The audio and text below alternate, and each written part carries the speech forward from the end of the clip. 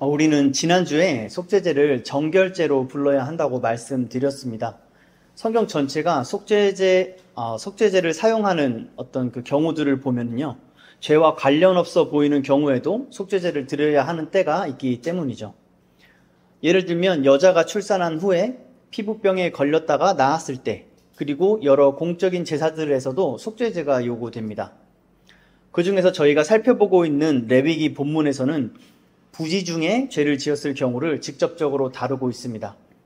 그런데 여기서 부지 중에 라고 번역된 단어가 본문 해석에 오해를 불러일으키곤 합니다.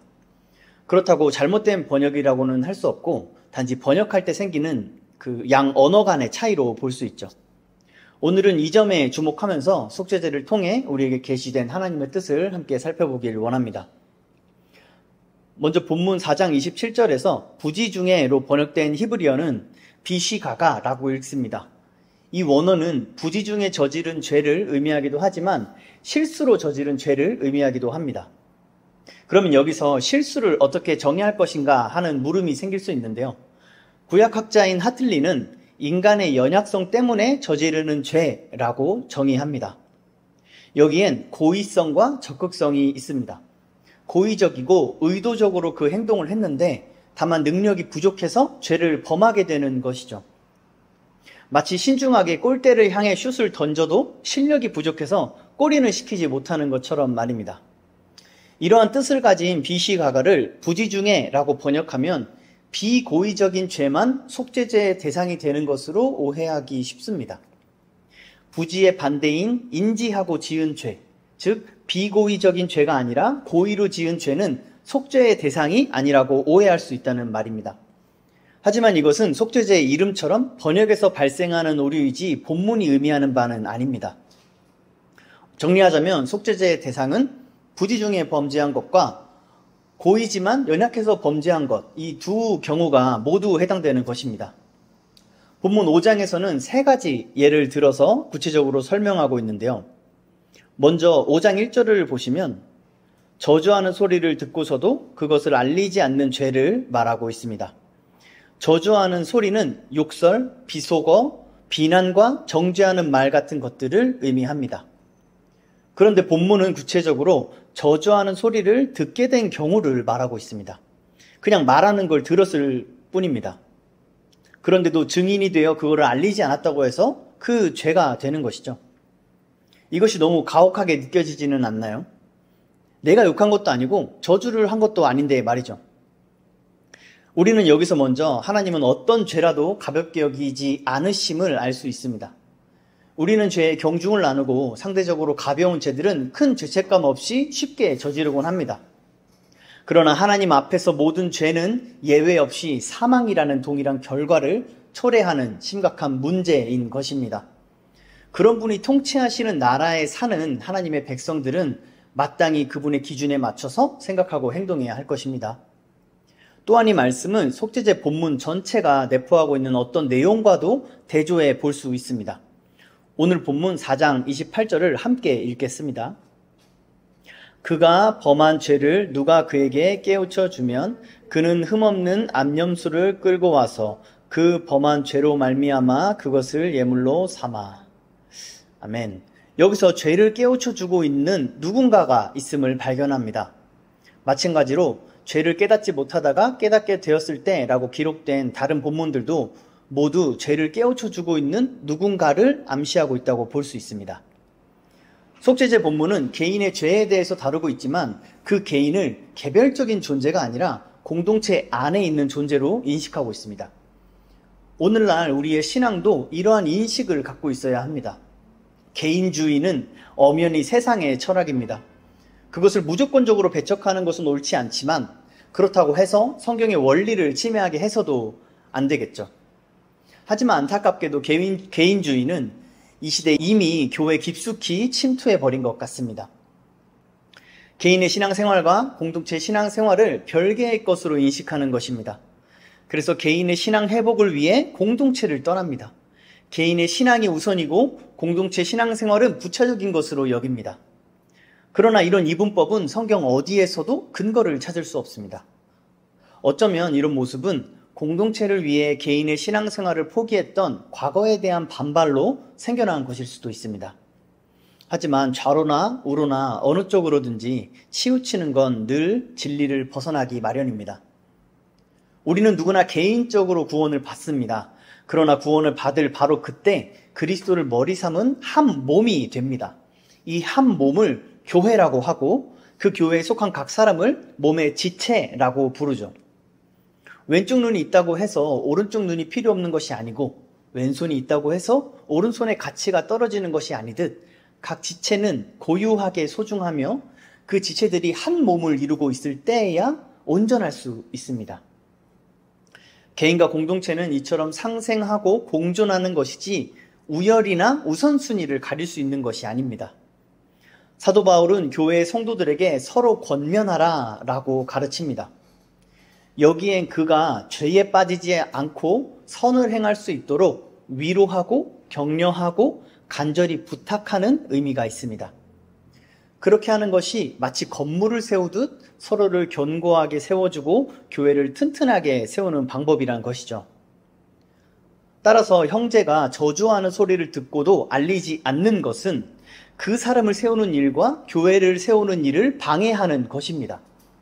누구에게도 덕이 되지 않을 뿐더러 도리어 썩는 것을 발견하고도 방치하는 악한 태도인 것이죠. 성도의 의무는 서로 권면하는 것입니다. 형제의 죄를 깨우쳐 주는 것입니다. 이것은 형제를 사랑하는 마음에서만 가능한 일입니다. 왜냐하면 권면은 가르치는 태도가 아니라 간절히 부탁하는 태도로 하는 것이기 때문입니다. 사도 바울은 갈라디아 성도들에게 이렇게 말합니다. 형제들아, 사람이 만일 무슨 범죄한 일이 드러나거든 신령한 너희는 온유한 심령으로 그러한 자를 바로잡고 너 자신을 살펴보아 너도 시험을 받을까 두려워하라. 권면은 자신도 그 형제와 같은 죄인이라는 자기 인식에서만 가능합니다. 그래서 형제의 죄를 보고 자신도 같은 죄에 빠질 것을 경계합니다. 그래서 권면하는 사람은 나도 언젠가 이 형제에게 권면을 받게 될 수 있음을 생각합니다. 그러니 권면은 오만한 태도와는 거리가 멉니다. 권면은 온유한 심령으로 할 수밖에 없습니다. 권면은 넘어진 형제를 긍휼히 여기고 손을 내밀어 일으켜주고 내 손을 더럽히면서 그 흙먼지를 털어주는 것입니다. 교회의 모든 성도들이 이렇게 서로를 권면할 때 그 공동체는 강건하게 세워져 가지 않겠습니까? 이처럼 속죄제가 주는 교훈은 죄책감이 아니라 소망으로 우리를 인도합니다. 이 교훈은 5장 4절의 말씀과도 이어집니다. 본문 5장 4절을 함께 읽겠습니다. 만일 누구든지 입술로 맹세하여 악한 일이든지 선한 일이든지 하리라고 함부로 말하면 그 사람이 함부로 말하여 맹세한 것이 무엇이든지 그가 깨닫지 못하다가 그것을 깨닫게 되었을 때에는 그 중 하나에 그에게 허물이 있을 것이니. 아멘. 이 당시 맹세를 할 때는 주로 신의 이름을 사용했습니다. 오늘날에도 맹세는 무엇을 걸고 한다는 의미로 받아들여집니다. 이때 거는 그것이 귀하고 불변한 가치를 지니고 있음에 서로가 동의할수록 그 맹세의 효력이 높아지죠. 이와 같은 맹세의 의미를 조금 확장해 본다면 무엇으로서 행한다 라고도 할 수 있습니다. 내가 회사 대표로서 말한다. 내가 엄마로서 행한다. 내가 그리스도인으로서 이것을 한다. 같은 것들이죠. 이러한 모습은 일상생활에서 자주 만날 수 있습니다. 모두가 자연스럽게 그에 합당한 태도를 요구하는 것이죠. 그래서 회사 대표가 이래? 엄마란 사람이 이런다고? 그리스도인이 이런 말을 한다고? 같은 반응들이 자연스럽게 나오는 것입니다. 그래서 우리는 굳이 말로 맹세하지 않아도 그리스도인이라는 정체성으로 이미 그러한 효과를 발생시키고 있습니다. 그래서 세상 사람들이 교회를 욕할 때 마치 교회가 그들에게 맹세한 것을 어긴 것처럼 비난하는 것입니다. 이처럼 이 본문은 사람의 말이 하나님께서 주신 권세이고 능력임을 가르쳐 줍니다. 성령이 주신 지혜로 이것을 깨달은 우리는 이 권세를 잘 사용할 줄 알아야 합니다. 그것은 함부로 이 권세를 행하지 않는 것입니다. 본문에 함부로 말하여 라고 번역된 문장은 성급하게 말하여 라고도 번역할 수 있습니다. 그리스도인은 말과 행동에 성급하지 말아야 합니다. 신중하고 지혜롭고 슬기로워야 합니다. 저는 이것을 이해하는 좋은 예가 댓글이라고 생각합니다. 댓글은 그 기능 자체가 우리의 충동을 자극합니다. 생각하자마자 쓰게 만들고 심지어 생각보다 글이 먼저 나오기도 하죠. 채팅도 마찬가지입니다. 이런 것들에 무방비로 노출되다 보면 시간을 들여 생각하는 방법을 잃어버리기 쉽습니다. 나름 진지하게 생각하고 장문에 댓글을 달면 괜찮은 것일까요? 실상은 그렇게 간단하진 않습니다. 우리는 함부로 말하는 인터넷 기사들도 많이 봅니다. 성급하게 판단한 보도 자료들도 많이 만납니다. 그런 말들이 얼마나 많은 사람들의 삶을 훼손했는지 우리는 너무 잘 알고 있지 않습니까? 핵심은 얼마나 진지한 태도인가가 아니라 얼마나 신중했는가에 있습니다. 신중함은 자기의 생각과 판단이 과연 옳은지 스스로 돌아보게 만들지만, 진지함은 자칫 자기 확신에 깊이 몰두하게 만들고 그 결과 더 무례하게 함부로 말하게 만들기 때문입니다. 권면하지 않는 것과 마찬가지로 함부로 말하고 성급하게 말하는 것 또한 상대방을 무너뜨리고 공동체를 무너뜨리는 범죄입니다. 그리고 그것은 곧장 나를 무너뜨리기까지 합니다. 다른 한편으로 상대방에게 좋은 말을 하는 것이라도 성급한 말은 죄에 속합니다. 성급한 말에는 진심이 담기기 어렵고 그 태도가 무책임하기 때문이죠. 성급하게 말해놓고 자존심 때문에 뒤늦게 그 말에 책임지려는 것은 꼴사나운 모습 아닌가요?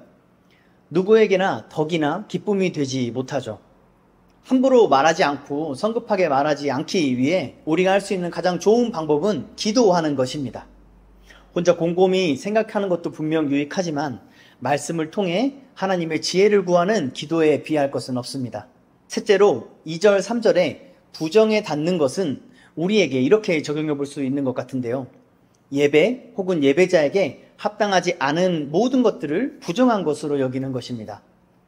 예수께서 오셔서 율법을 성취하셨기 때문에 우리는 더 이상 구약의 율법을 문자 그대로 다 따르지는 않습니다. 그 세상 사안들은 결국 그리스도와 그분의 사역이 나타나기 전에 잠시 기능했던 것이니까요. 하지만 그렇다고 해서 율법의 요구가 사라진 것은 아닙니다. 오히려 예수님께서 주신 새 율법은 어떤 면에서 우리에게 더 어려운 조건을 요구하죠. 그 요구들을 듣게 되면 사실상 우리의 노력으로는 불가능하다는 걸 깨닫게 됩니다. 즉 우리는 부정에 닿지 않고 살 수 없는 죄인이란 그 사실을 깨달으면서 더욱 주님을 갈망하게 되는 것이죠. 그래서 이 조항은 연약하여 지은 죄에 해당된다고 할 수 있습니다. 연약해서 실수로 죄를 지었다고 해서 어물쩍 넘어가서는 안 됩니다. 범죄자는 반드시 그에 합당한 처벌을 받아야 합니다. 따라서 하나님의 은혜를 구하며 속죄제를 드려야만 하는 것입니다. 이렇게 속죄제에 해당되는 제목들을 살펴봤습니다. 그런데 이 율법이 모든 죄가 아니라 이처럼 어떤 조건이 달렸다는 것은 반대로 속죄의 대상이 아닌 죄도 존재한다는 의미입니다. 한글 성경은 부지 중에 이에 반대말로 고의로라고 그 죄를 설명하고 있습니다.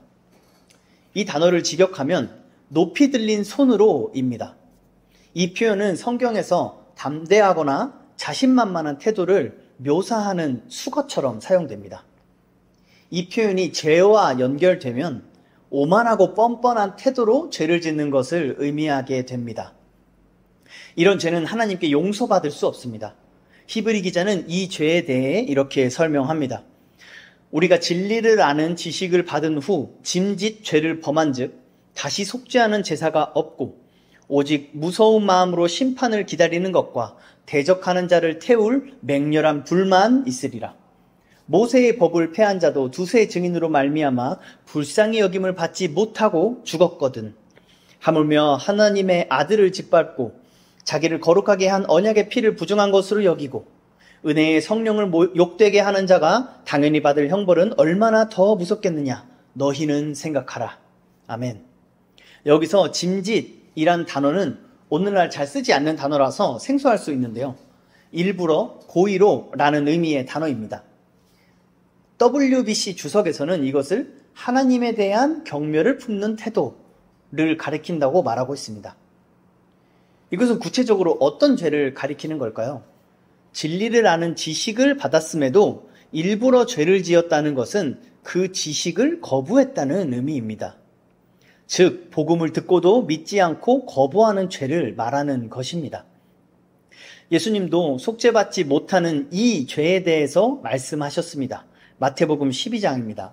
그러므로 내가 너희에게 이르노니 사람에 대한 모든 죄와 모독은 사하심을 얻되 성령을 모독하는 것은 사하심을 얻지 못하겠고 또 누구든지 말로 인자를 거역하면 사하심을 얻되 누구든지 말로 성령을 거역하면 이 세상과 오는 세상에서도 사하심을 얻지 못하리라. 아멘. 성령은 모든 믿는 자들에게 주시는 하나님의 선물입니다. 성령 하나님께서 그 사람에게 구원의 보증이 되어주십니다. 그런데 성령을 거절하는 건 성령을 모독하는 것입니다. 정성껏 준비해서 건넨 선물이 거절당해 보신 적이 있으십니까? 제3자로 그런 장면을 보기만 해도 그 수치와 모멸감이 느껴질 것입니다. 그러나 이 죄는 그보다 더 심각한 죄입니다. 하나님을 믿지 않는 것은 결코 중립적인 태도일 수 없습니다. 하나님을 믿지 않는 것은 반드시 하나님을 대적하는 것입니다. 왜 그렇습니까? 사람은 죄인이기 때문입니다. 어떤 범죄를 저지른 죄인일까요? 하나님을 배신하고 하나님의 모든 소유물을 훼손하고 심지어 자기가 하나님이 되고자 반역한 죄인입니다. 그리고 계속된 그분의 호의를 매번 거절한 죄인입니다. 마침내 그분의 아들까지도 오만하고 뻔뻔한 태도로 죽인 죄인입니다. 끔찍한 죄를 저지른 가해자들이 자신의 잘못에 대해 뉘우치지도 않고 과거를 숨긴 채 잘 살아가고 있다는 사실을 우리는 여러 매체를 통해 접하곤 합니다. 그럴 때마다 사람들은 어떻게 생각하고 느낍니까?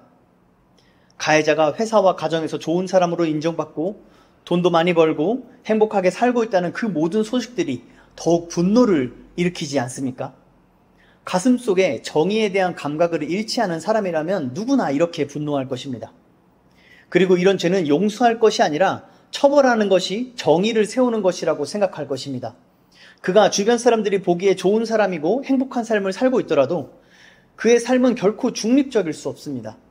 끔찍한 범죄를 저지르고도 오만하고 뻔뻔한 태도로 살고 있는 죄인일 뿐이죠. 이 죄인인 우리도 정의에 대해 이렇게 느끼고 생각하는데 의로우심에 흠이 없으신 하나님께서는 어떻겠습니까? 그러나 그분은 동시에 사랑이 많으셔서 우리에게 용서와 자비를 베풀어 주시기를 원하십니다. 그래서 우리에게 제사, 즉 예배라는 특권을 허락하신 것입니다. 예수를 우리에게 주셔서 그분을 믿기만 하면 죄사함을 받을 것이라는 놀라운 약속을 주신 것입니다. 그런데 이마저도 거절하며 자신은 하나님께 잘못한 게 없다는 뻔뻔한 태도로 살아가는 죄인들을 향해서 하나님께 무엇을 더 해줘야 한다고 말할 수 있겠습니까? 그런데 놀라운 것은 하나님께서는 이 오만한 태도로 짓는 죄에도 살 길을 베풀어 주신다는 사실입니다. 본문 5장 5절에서 6절입니다. 제가 읽겠습니다. 이 중 하나의 허물이 있을 때에는 아무 일에 잘못하였노라 자복하고 그 잘못으로 말미암아 여호와께 속죄제를 드리되 양떼의 암컷 어린 양이나 염소를 끌어다가 속죄제를 드릴 것이요 제사장은 그의 허물을 위하여 속죄할지니라. 아멘. 여기서 자복하고 라는 말씀에 주목해 보길 원합니다. 속죄제를 드릴 때 먼저 예배자는 자신의 죄를 자복해야 했습니다. 이것은 자신이 범죄했다는 사실을 인정하고 이 죄 문제를 해결하기를 진심으로 원하며 하나님의 은혜를 구하는 태도입니다. 그래서 속죄제와 이 뒤에 살펴볼 속건제에서 이 자복하는 절차는 매우 중요한 예배의 절차였습니다. 오만한 태도와 반대되는 예배자의 태도를 드러내기 때문이죠. 그런데 만약 어떤 오만한 태도로 죄를 범했던 사람이 자신의 태도를 바꾸어 그 죄를 자복한다면 그 죄 또한 속죄제가 다룰 수 있는 수준의 죄가 됐습니다.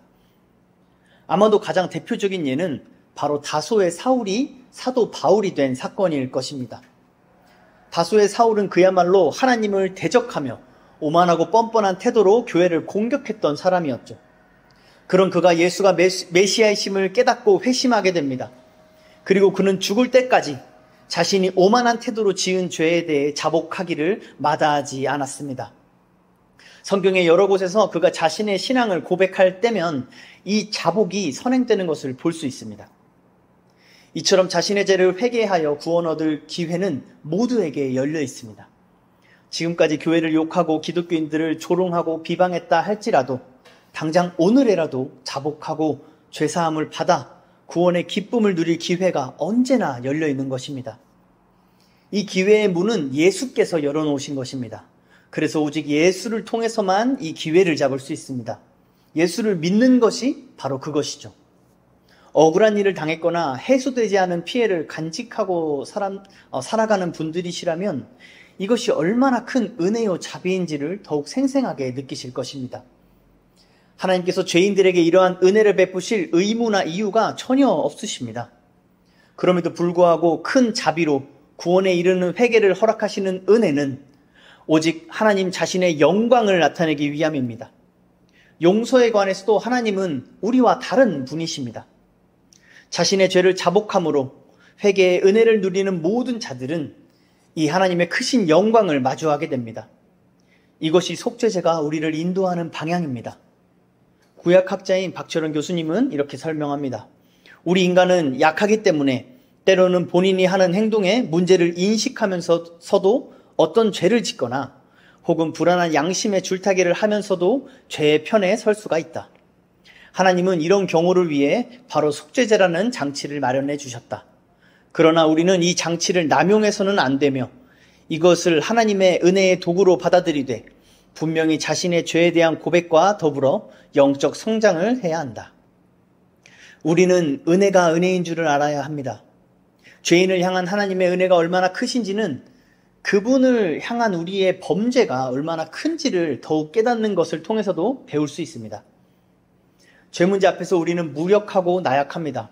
쓸모없는 자존심만 강하게 붙잡으면서 수많은 은혜의 기회들을 날려버리기 일쑤입니다. 뿐만 아니라 설령 자복하고 싶은 마음이 들더라도 그런 용기가 안 생기기도 합니다. 혹은 그럴 형편이 되지 않을 때도 있죠. 하나님의 은혜는 이런 죄인들의 형편까지도 살펴주십니다. 대체 어느 피해자가 가해자의 형편을 살펴준단 말입니까? 이처럼 우리의 상식으로는 도저히 이해할 수 없는 우리의 상식을 아득히 초월할 만큼 크고 높고 영화로운 것이 바로 하나님의 은혜인 것입니다. 본문 5장 7절에서 12절을 함께 읽어보겠습니다. 7절부터 12절까지입니다. 만일 그의 힘이 어린 양을 바치는 데에 미치지 못하면 그가 지은 죄를 속죄하기 위하여 산비둘기 2마리나 집비둘기 새끼 2마리를 여호와께로 가져가되 하나는 속죄 제물을 삼고 하나는 번제물을 삼아 제사장에게로 가져갈 것이요 제사장은 그 속죄 제물을 먼저 드리되 그 머리를 목에서 비틀어 끊고 몸은 아주 쪼개지 말며 그 속죄 제물의 피를 제단 곁에 뿌리고 그 남은 피는 제단 밑에 흘릴지니 이는 속죄제요 그 다음 것은 그 곁으로 번제를 드릴지니 제사장이 그의 잘못을 위하여 속죄한즉 그가 사함을 받으리라. 만일 그의 손이 산비둘기 2마리나 집비둘기 2마리에도 미치지 못하면 그의 범죄로 말미암아 고운 가루 10분의 1 에바를 예물로 가져다가 속죄 제물로 드리되 이는 속죄제인즉 그 위에 기름을 붓지 말며 유향을 놓지 말고 그것을 제사장에게로 가져갈 것이요 제사장은 그것을 기념물로 한 움큼을 가져다가 제단 위 여호와의 화제물 위에서 불사를 지니 이는 속죄제라. 아멘. 속죄제는 예배자의 신분, 즉 그 신분에 맞는 죄의 책임의 무게에 따라서 가장 비싼 값의 제물을 요구하는 제사였습니다. 지난주에 이것을 말씀드렸었죠. 죄에 합당한 형벌에 대해서는 번제에 관한 설교에서도 설명한 적이 있습니다. 거룩하신 하나님께 범죄한 것에 합당한 형벌은 영원한 형벌이어야 한다고 말이죠. 그런데 그것을 짐승의 피로 대신하도록 해주신 것은 엄청난 은혜가 아닐 수 없습니다. 뿐만 아니라 죄인의 형편을 봐주기까지 하시니 정말 하나님의 은혜는 우리가 상상할 수 있는 영역이 아닌 것입니다. 오늘날 법정에서도 이런 재판은 없습니다. 형량은 가해자의 형편이 아니라 죄질에 따라서 결정하는 것이 공정하기 때문이죠. 그런데 하나님의 은혜는 여기서 그치지 않습니다. 그 재물마저도 바치지 못할 형편에 있는 죄인들에게 보다 값이 떨어지는 재물을 허락해 주십니다. 심지어 짐승의 피를 드릴 여유가 아예 없는 가난하고 비천한 죄인들까지도 배려해 주셔서 곡식으로 속죄 제물을 드릴 수 있게 하십니다. 하나님은 왜 이런 놀라운 은혜를 베풀어 주십니까? 하나님은 죄를 자복하는 그 사람에게 합당한 피해 보상을 받는 것이 아니라 그 사람의 영혼이 구원받는 것을 기뻐하시기 때문입니다.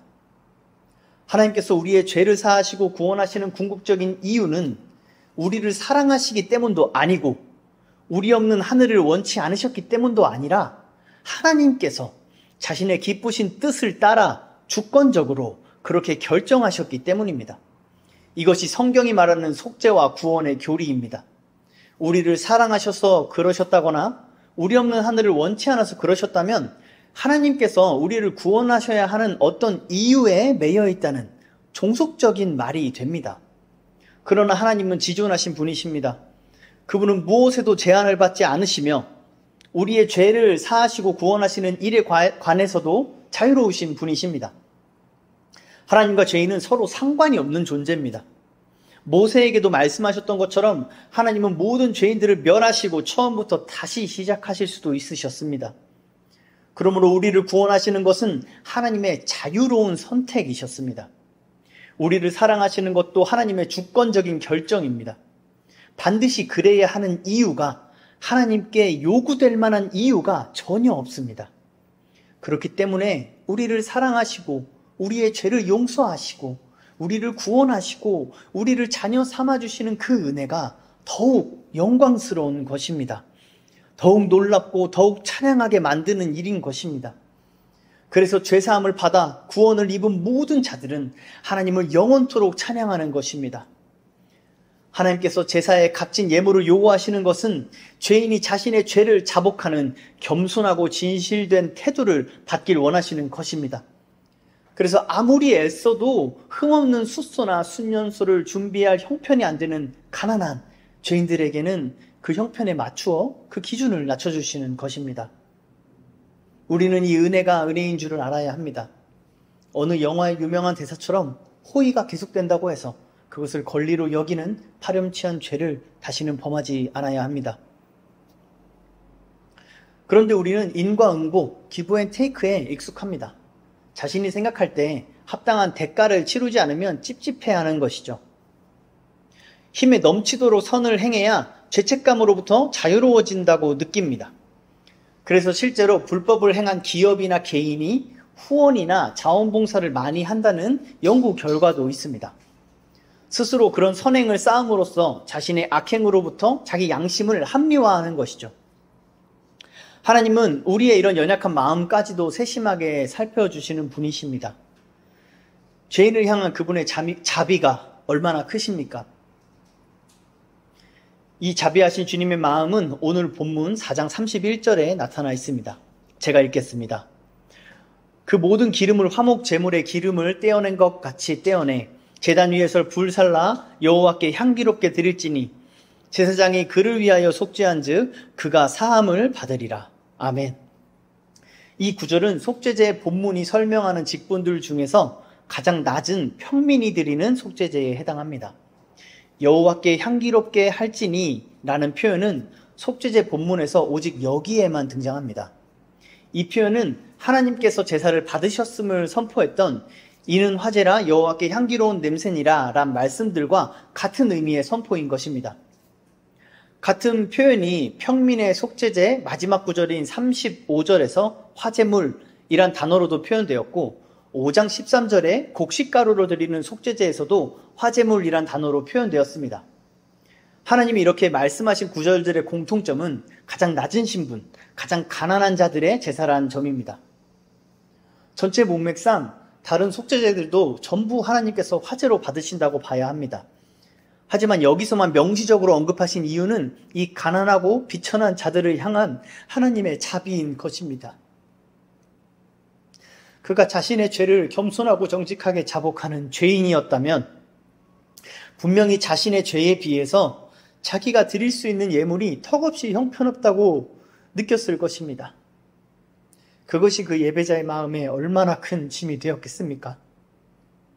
그런 예배자를 향해 하나님께서 이렇게 말씀하시는 것입니다. 아니다. 내가 이 예물을 기쁘게 받았다. 저 숫소를 드린 대제사장의 예물과 동일하게, 저 순염소를 드린 족장들과 동일하게 너의 제사를 받았다. 이것이 그 예배자에게 얼마나 큰 위로와 기쁨이 되었겠습니까? 하나님의 은혜가 얼마나 크신지 우리가 영생토록 탐구하고 찬양해도 부족할 정도입니다. 하나님은 그러실 필요가 조금도 없으신데도 자신의 기쁘신 뜻을 따라 속죄의 기회를 주셨습니다. 구약 때는 짐승의 피로 제사를 지내는 것이었지만 히브리 기자가 말한 것처럼 그것은 죄를 완전하게 해결하지는 못했습니다. 그러나 하나님께서 자신의 독생자 예수를 이 땅에 보내셔서 그 육체로 단번에 속죄제를 드리게 하셨습니다. 이로써 모든 영혼이 그리스도의 속죄제로 인해 죄사함의 은혜를 누리게 된 것입니다. 한번 생각해 보십시오. 피해자가 사과할 마음이 조금도 없는 가해자들에게 사과할 기회를 주기 위해서 자신의 가장 소중한 아들의 생명을 대가로 지불했습니다. 이 문장 자체가 너무 비상식적이고 비논리적이고 비합리적이어서 우리의 사고는 이 말의 참된 의미를 제대로 파악하지 못합니다. 하지만 하나님께 지혜를 구하며 한번 깊이 생각해 보십시오. 하나님께서 우리의 죄를 사하기 위해 지불하신 대가는 성자 하나님이신 예수 그리스도의 생명이었습니다. 그에 비해 우리가 드릴 수 있는 예물은 고작 우리 자신의 생명입니다. 죄가 없는 거룩한 생명과 죄밖에 없는 저주받은 생명을 어떻게 비교합니까? 우리는 속죄에 있어서도 가난하다 못해 비참한 지경입니다. 우리는 곡식가루도 되지 못하는 잿더미일 뿐입니다. 이 사실을 깨달은 죄인들은 이렇게 고백했습니다. 보라, 그에게는 열방이 통에 한 방울 물과 같고 저울의 작은 티끌 같으며 섬들은 떠오르는 먼지 같으리니. 아브라함이 대답하여 이르되 나는 티끌이나 재와 같사오나 감히 주께 아뢰나이다. 아, 슬프도다. 사람은 입김이여 인생도 속임수니 저울에 달면 그들은 입김보다 가벼우리로다. 하나님께서도 우리를 구더기 벌레로 부르십니다. 그러나 하나님은 이런 우리를 경멸하거나 조롱하시는 것이 아니라 긍휼을 베푸시고 자비와 은혜를 부어주십니다. 시편 기자는 이 은혜를 이렇게 찬양합니다. 시편 103편입니다. 우리의 죄를 따라 우리를 처벌하지 아니하시며 우리의 죄악을 따라 우리에게 그대로 갚지는 아니하셨으니 이는 하늘이 땅에서 높음같이 그를 경외하는 자들에게 그의 인자하심이 크심이로다. 동이 서에서 먼 것 같이 우리의 죄가를 우리에게서 멀리 옮기셨으며 아버지가 자식을 긍휼히 여김같이 여호와께서 자기를 경외하는 자를 긍휼히 여기시나니 이는 그가 우리의 체질을 아시며 우리가 단지 먼지뿐임을 기억하심이로다. 아멘. 하나님은 오늘 우리의 형편없는 예배를 받으시고 우리에게도 동일하게 말씀하십니다. 아니다. 내가 이 예물을 기쁘게 받았다. 예수의 속죄제와 동일하게 너의 예배를 받았다. 오직 자기 죄를 자복하여 속죄제를 드린 자만이 이 은혜를 맛봅니다. 따라서 자기 죄를 자복하는 회개는 은혜인 것입니다. 회개는 마치 이 은혜가 담긴 꿀단지의 뚜껑을 여는 것과 같습니다. 회개로 그 문을 열고 그 안에 담긴 풍성하고 달콤한 은혜를 맛보는 것이죠. 그 은혜를 맛본 사람은 누구나 그 맛을 더욱 누리고 싶어 합니다. 그래서 자기 죄를 자복하는 것을 감사와 기쁨으로 하게 되는 것입니다. 이것이 이처럼 은혜를 누리며 사는 사람은 언제나 자기 죄를 정직하고 겸손하게 고백하는 태도로 살아갑니다. 이것이 하나님의 은혜를 맛보고 그 안에서 즐거워하는 유일한 길임을 알기 때문이죠. 말씀을 맺겠습니다. 속죄제는 죄를 세 가지 범주로 설명합니다. 비고의적인 죄와 고의적인 죄는 속죄제를 통해 죄사함을 받을 수 있습니다. 그러나 오만한 태도로 짓는 죄는 속죄하는 제사가 없습니다. 그는 반드시 자신의 오만한 태도를 내려놓고 겸손하게 자기 죄를 자복해야 합니다. 죄를 자복하지 않고는 결단코 하나님께 나아갈 수 없습니다. 하나님께서 이미 베풀어 주신 수많은 은혜의 기회들을 멸시하고 거역하고서도 무사할 것이라고 생각하는 것은 피조물이 할 수 있는 가장 오만한 태도일 것입니다.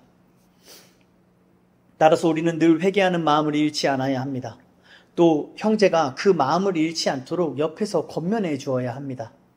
우리는 다 교만하여 자주 스스로를 속이며 합리화하고 변명하면서 위선에 빠지기 쉽기 때문이죠.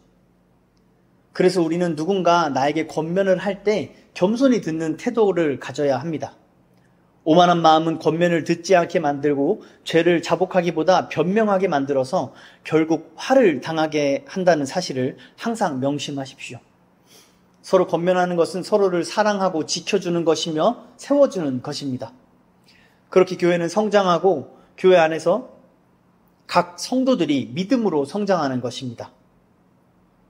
마지막으로 우리는 속죄제에 담긴 하나님의 크신 자비와 사랑을 깊이 생각해야 합니다. 그 은혜의 절정이신 예수를 깊이 생각해야 합니다.